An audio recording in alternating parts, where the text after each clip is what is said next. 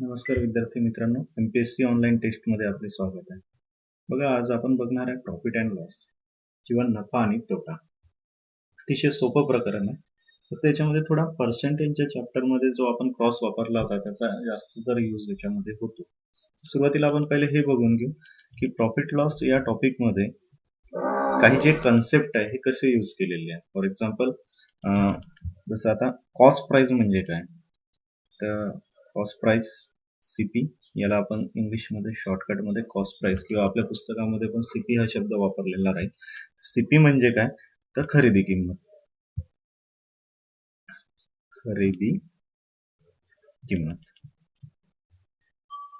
तर खरेदी किंमत जी आहे ही कॉस्ट प्राइस असते. फॉर एक्झाम्पल, एखादा समजा मी मार्केटमधून पेन विकत घेतला, ओके, तर हा पेन जर मी 50 रुपयामध्ये विकत घेतला, तर पेन जर विकत घेतला तर 50 रुपयात विकत घेतला असेल तर 50 रुपये त्या पेनाची जी झाली ती कॉस्ट प्राइस झाली. आणि मी ठरवलं की आता हा पेन मला विकायचा आहे, तर एसपी म्हणजे सेलिंग प्राइस किंवा तिला आपण म्हणू शकतो विक्री किंमत. आणि हा जर पेन मी विकला, ओके, तर विक्री किंमत जी राहील ती डिसाईड करेल की मला प्रॉफिट झालाय की लॉस झालाय. फॉर एक्झाम्पल, जर मी खरेदी किंमत पेक्षा जास्त भावामध्ये पेन विकला तर साहजिकच आहे मला काय झाला, नफा झाला. ओके, तर मी या ठिकाणी आता मला नफा होणार आहे, कारण मी पेन किती मध्ये विकणार, 60 मध्ये. ओके, 50 ला घेतला आणि 60 ला विकला तर साहजिकच आहे सेलिंग प्राइस झाली 60, कॉस्ट प्राइस झाली 50, आणि या ठिकाणी मला नफा किती झाला, नफ्याला इंग्लिशमध्ये प्रॉफिट म्हणतात. ओके, तर जो नफा झाला तो मला किती रुपये झाला, 10 रुपये. ओके, फॉर्म्युल्याच्या ह्याच्यात जर लिहायचं झालं तर S P minus CP, CP minus SP नाही करायचं, SP minus CP. Okay, CP is always greater than cost price in case of the profit. Okay, तर जो एसपी मायनस सीपी 60 मायनस 50 किती रुपये नफा झाला, 10 रुपये. कधी कधी लॉस पण होऊ शकतो. जेव्हा आपण कॉस्ट प्राइस पेक्षा स्वस्त याच्यामध्ये एखादी वस्तू विकतो तेव्हा आपल्याला लॉस होतो. जर मी हा पेन 40 मध्ये विकला असता तर मला लॉस झाला असता. ओके, लॉस म्हणजेच आपण मराठीमध्ये त्याला काय म्हणतो, तोटा.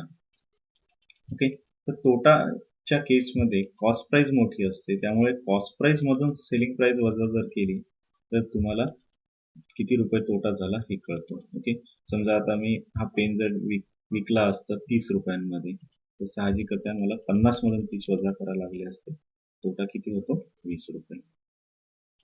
ठीक आहे, यानंतर विद्यार्थी मित्रांनो आता आपल्याला बघायचं आहे याच्यामध्ये काही महत्वाचे फॉर्म्युले आहे. फॉर एक्झाम्पल, एक त्यातला महत्वाचा फॉर्म्युला आहे शेकडा नफा, किंवा त्याला आपण इंग्लिशमध्ये प्रॉफिट पर्सेंट. तर प्रॉफिट पर्सेंटचा फॉर्म्युला येतो P upon CP into 100. Okay, P upon CP into 100. तर बघा, आता प्रॉफिट पर्सेंट असो किंवा लॉस पर्सेंट, एक तर तुम्हाला प्रॉफिट होईल किंवा लॉस होईल कोणत्याही व्यवहारामध्ये. असा कोणता व्यवहार नाही की त्या व्यवहारामध्ये तुम्हाला प्रॉफिट पण होईल आणि लॉस पण होईल, असा व्यवहार नाही. तर ज्या ठिकाणी तुम्हाला प्रॉफिट होते त्या ठिकाणी तुम्ही प्रॉफिट पर्सेंट काढू शकता, आणि ज्या ठिकाणी तुम्हाला लॉस होते त्या ठिकाणी तुम्ही लॉस पर्सेंट काढू शकता. दोन्ही एकाच केसमध्ये होऊ शकत नाही. तर एक महत्वाची गोष्ट लक्षात ठेवायची विद्यार्थ्यांनी या ठिकाणी की प्रॉफिट पर्सेंट आणि loss percent is always calculate on cost price, म्हणजे ते खरेदी किंमतवरच काढले जातात. आणि आणखी एक महत्वाची गोष्ट, भरपूर विद्यार्थी इथे कन्फ्युज होतात की पी आणि पी पर्सेंट ही फार वेगवेगळे दोन्ही कन्सेप्ट आहे. P percent is different thing आणि पी इज डिफरंट थिंग. कारण हा जो पी आहे हा पैशामध्ये मोजला जातो, आणि हा पी पर्सेंट जो आहे हा पर्सेंट मध्ये मोजला जातो. याची व्हॅल्यू जी आहे ती पर्सेंट मध्ये राहील आणि यांची पैशामध्ये राहील. ओके, तर पी पर्सेंट आणि लॉस पर्सेंट हे दोन फॉर्म्युलेस यामध्ये या पूर्ण प्रकरणामध्ये महत्वाचे आहे. या व्यतिरिक्त इतर फॉर्म्युले या प्रकरणात नाही वापरले तरी पण हे प्रॉब्लेम सॉल्व्ह करता येतात. आपण शक्यतो याच्यामध्ये आणखी एक दोन फॉर्म्युले असतात, कॉस्ट प्राइस वरून सेलिंग प्राइस काढायचा फॉर्म्युला वगैरे, तर तो फॉर्म्युला शक्यतो विद्यार्थ्यांनी जर टाळला तर हे प्रकरण थोडं आणखी सोपं होऊन जातं. ते कसं होतं आपण बघूया. किंवा लक्षात ठेवा, एक कन्सेप्ट जो आहे हा फिक्स तुम्हाला लक्षात ठेवायचा आहे की पूर्ण चॅप्टरवर कॉस्ट प्राइस जी आहे ती 100च तुम्हाला पकडायची आहे. Cost price never be greater than 100, म्हणजे 100च्या इक्वल तिला पकडावं लागतं. हा इथे तुम्हाला जो 100 दिसतोय हा कॉस्ट प्राइसलाच 100 पकडल्यामुळे आलेला आहे. आलाय लक्षात? आता बघा, लक्ष द्या, जर एखाद्या वस्तूची कॉस्ट प्राइस असेल 5,000 रुपये, ठीक आहे, तर ते मी इथे लिहितो. ती वस्तू तुम्ही किती रुपयांना विकत घेतली आहे? 5,000 रुपयांना, आणि तिला तुम्हाला विकायचं आहे, ठीक आहे. तर 5,000 जे आहे ते कॉस्ट प्राइस असल्यामुळे ते नेहमीच 100च्या इक्वॅलंट राहतील. मी इथेच लिहून दिलेलं आहे, cost price always equivalent to 100. 100 म्हणजे कॉस्ट प्राइस, आणि आता तुम्हाला ती विकायची आहे 6,000 रुपयांमध्ये. ओके, 6,000 मध्ये विकायची आहे. तर या केसमध्ये तुम्हाला किती नफा किंवा तोटा झाला हा वरचा फॉर्म्युला पण न वापरता तुम्ही काढू शकता. आलं लक्षात? 100 म्हणजे कॉस्ट प्राइस, तर 6,000 म्हणजे किती. ओके, जर तुम्ही इथे एक्स टाकला आणि सॉल्व्ह केलं तर तुमची व्हॅल्यू जी आहे ती 100 समथिंग येईल.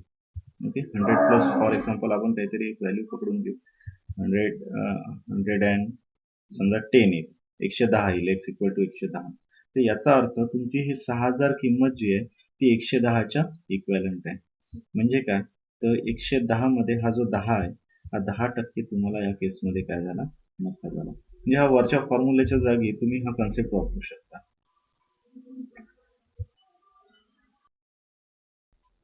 या व्यतिरिक्त लॉस जर झाला असेल तर या एक्सची इथली जी व्हॅल्यू आहे ही 100 पेक्षा कमी येईल.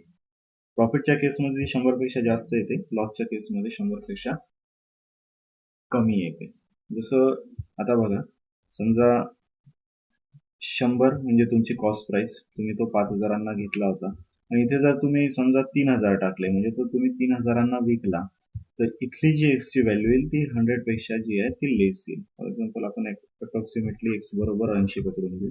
तर या केसमध्ये हे जर 80% आले तर तुम्हाला तोटा जो आहे हा किती टक्के झाला? 20% झाला, कारण 80 पेक्षा 100, 100 पेक्षा 80 जे आहे ते 20 कमी आहे. आलं लक्षात? म्हणजे या दोन फॉर्म्युल्यांपेक्षा तुम्हाला हा खालचा क्रॉस जो आहे तो सोपा जातो. थोडी प्रॅक्टिस करावी लागेल, किंवा या क्रॉसच्या माध्यमातून तुम्ही आणखी पण प्रॉब्लेम सॉल्व्ह करू शकता. जसं बघा, समजा तुमची वस्तू होती 5,000ची. ओके, म्हणजे तिची कॉस्ट प्राइस 100 आहे, कॉस्ट प्राइस 5,000 आहे, म्हणून ती 100च्या इक्वॅलंट. ती वस्तू 5,000ची होती आणि तुम्हाला तिला विकायचं आहे, आणि अशा प्रकारे विक्री करायची आहे की त्याच्यावर 20% नफा कमवायचा आहे. तर ती वस्तू कितीला विकायला पाहिजे? या साईडने तुम्हाला माहिती आहे आपण किंमत लिहित असतो, तर कितीला विकायला पाहिजे?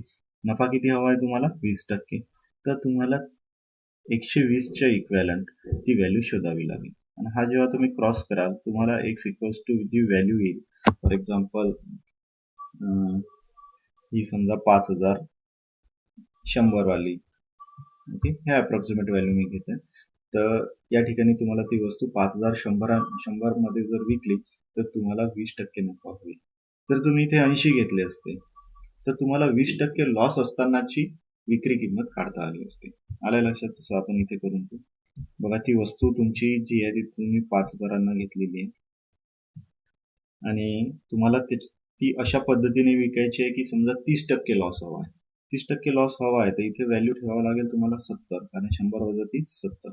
तर 70च्या इक्वॅलंट तुम्हाला ती वस्तू काढायची आहे. तेव्हा तुम्ही इथे एक्स जर घ्याल तर समजा इथे आलं 3,500. ओके, ही वस्तू तुम्हाला 3,500 विकावं लागेल. ही अप्रॉक्सिमेट व्हॅल्यू आहे.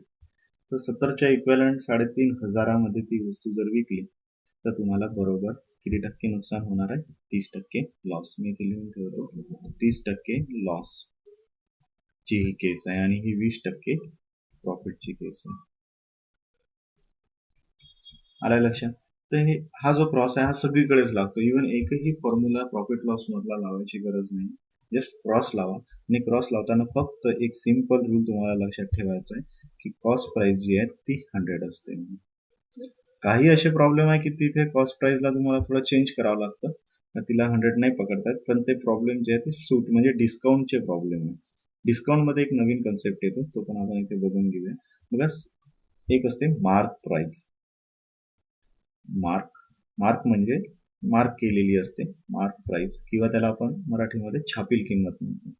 तर एक गोष्ट लक्षात ठेवायची विद्यार्थ्यांनी या ठिकाणी, की discount is always given on mark price. Discount हा छापील किमतीवरच दिला जातो. जसं आता तुम्ही मार्केटमधून एखादं पुस्तक विकत घेता, समजा ते पुस्तक आहे, त्या पुस्तकावर एखादी किंमत असते, फॉर एक्झाम्पल इथे 500 रुपये. तर 500 रुपये ही या पुस्तकाची खरेदी किंमत नाही. ही या पुस्तकावर MRP आपण ज्याला म्हणतो किंवा तिला आपण छापील किंमत किंवा मार्क प्राइस म्हणूया. आणि ही पुस्तकाची कॉस्ट प्राइस नाही राहत. कॉस्ट प्राइस कदाचित त्याची 400 असेल, छापलेली असेल 500. आणि तुम्ही विकत पण 500 रुपयात घेत नाही. भरपूरदा तुम्हाला डिस्काउंट मिळतो. फॉर एक्झाम्पल तुम्हाला इथे 10% डिस्काउंट आला तर तुम्हाला हे पुस्तक कितीला पडेल? 450 रुपयांना. तर 450 ही झाली याची सेलिंग प्राइस. 500 झाली याची मार्क प्राइस कारण ती छापलेली आहे. आणि 400 म्हणजे दुकानदाराने ते घेतलं किती रुपयांना? 400 रुपयाला. 400 झाली त्याची कॉस्ट प्राइस. आला लक्ष?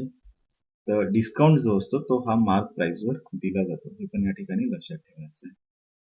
तर आपण काय बघितलं या प्रकरणामध्ये की कॉस्ट प्राइस जी असते ती 100 पेक्षा जास्त असते. प्रॉफिटच्या केसमध्ये ही व्हॅल्यू 100 पेक्षा जास्त घ्यायची. लॉसच्या केसमध्ये ही व्हॅल्यू 100 पेक्षा कमी राहील आणि तुम्हाला मग सेलिंग प्राइस काढता येते. आल्या लक्षात? आणखी एक फेमस प्रॉब्लेम याच्यामध्ये येतं. बघा विद्यार्थी मित्रांनो, समजा एखादी वस्तू 5,000 विकल्यामुळे आपल्याला 10% नफा होतो. ओके, तर 5,000 जी झाली, 5,000 विकल्यामुळे म्हणजे काय? 5,000 कॉस्ट प्राइस नाही झाली, 5,000 जी झाली ती सेलिंग प्राइस.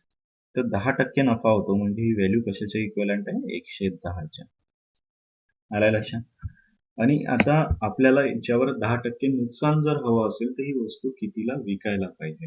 आता आपल्याला 10% नुकसान हवं आहे तर आपल्याला या व्हॅल्यूची किती इक्विव्हॅलंट काढावं लागेल? 90. आल्या लक्षात? तर अशा पद्धतीने हे सॉल्व्ह करून घ्यायचं. 5,000 विकली तर 10% नफा होतो. 10% नुकसान हवं असेल तर कितीला विकायला पाहिजे?